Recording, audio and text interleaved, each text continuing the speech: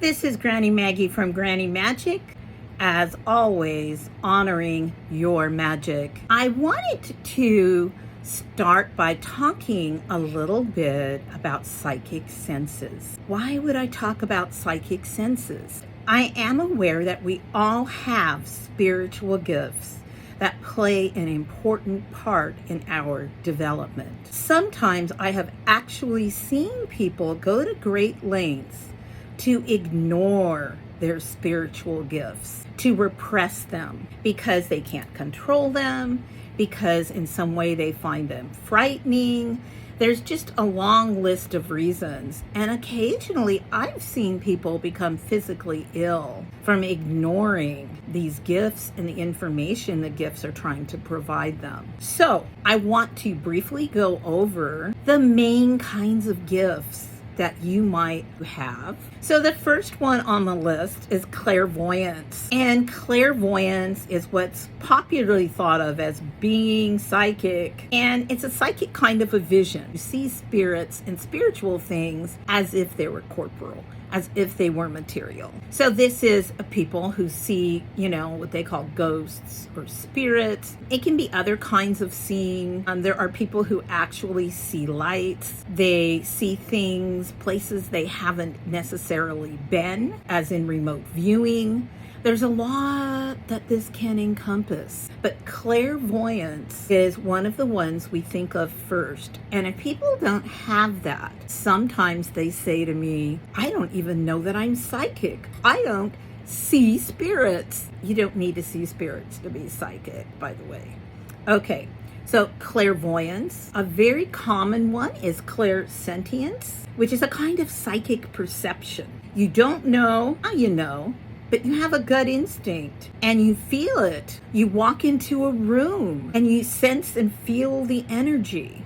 You can sense and feel emotions of a group or of a house. It's just a way of really connecting deep in your gut, intuitively knowing things. I remember, being in a house and sensing, in a sense, fire. There's been fire here. And it was really interesting because the person said, fire follows me. My first house burned down. Then we bought this house and we found out the house that had previously been on this lot burned down, and this house was brought in from somewhere else to replace it and set on the same foundation. I was like, I could just smell, I could sort of hear the fire, sensed fire. So clairsentience. A lot of people doubt this one. They wonder, am I crazy? So this is one where sometimes you feel compelled to dig in and do a little research, to feel like you need to prove yourself.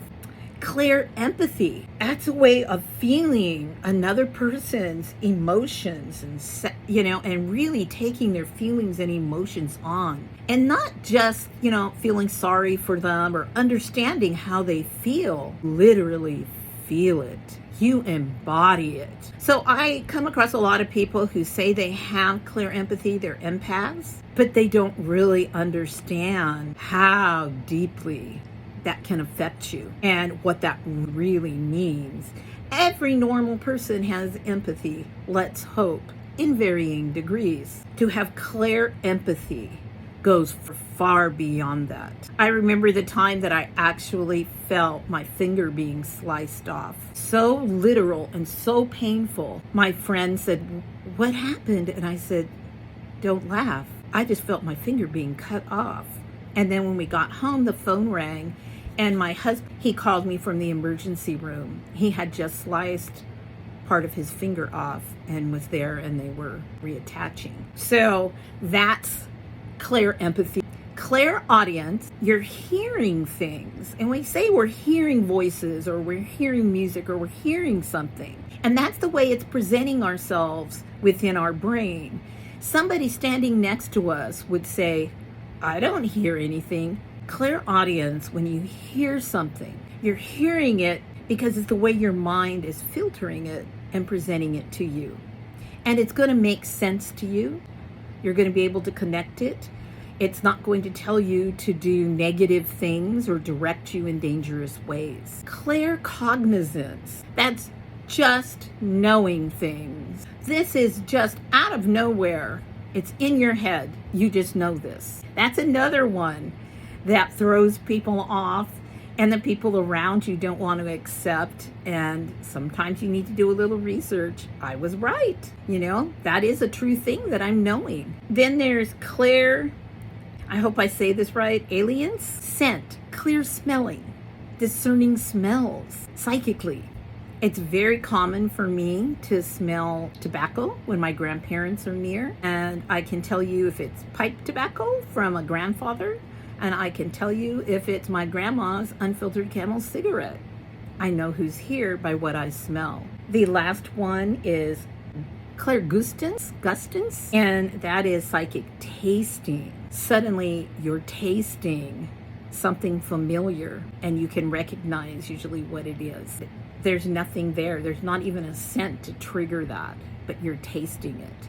A lot of times that has to do with, for me, being sick and tasting a food that my mother or Nana made for me when I was sick, and it's them coming through wanting to comfort me. Being aware of the senses we have and being able to work with them, sensing energy in various ways, really helps us to connect with our magic. If we work with herbs and we work with plants, being able to sense their energy, being able to relate to them, and treating them as sentient allies in the work that we're doing. All of these gifts will help us with that. They awaken those senses. Sometimes we just have this intuitive feeling, this nagging feeling. It's so helpful to know what's triggering that. Which of these clear senses you have might be triggering that information. Where is it coming from? It helps you to know how to work with it. It helps you know what influences are at work. It can help you to trust the information. Like this house that I live in now, I wanted to know what energies would I be living with in this house. And so I asked the realtors, could I walk through this house alone? And I did so very meditatively, purposefully opening up all my senses to gain information about this house.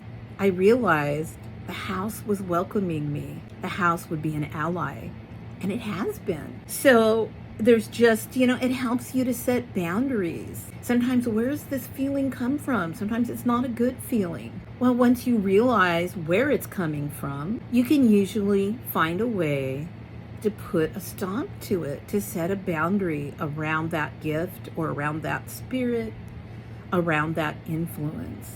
Once you identify it, it becomes easier to put it to rest. If you're not listening to these senses and someone, especially from the other side, is really trying to warn you or send you a message about something, or you have a calling, you can become ill if you ignore these things. So, how do you tune in? Most people have one or maybe two very dominant clear senses, but most of us have many that can be reawakened. When I say reawakened, as children, many of us were very aware of how intuitive we were and how connected we were to the energy around us. And we learned to repress it. So rediscovering them, reawakening them can really benefit your spiritual path, your awakening, and empower your magic. I'd like you to consider which of the psychic senses you have and which of them might be the strongest. And consider how this might be useful to you.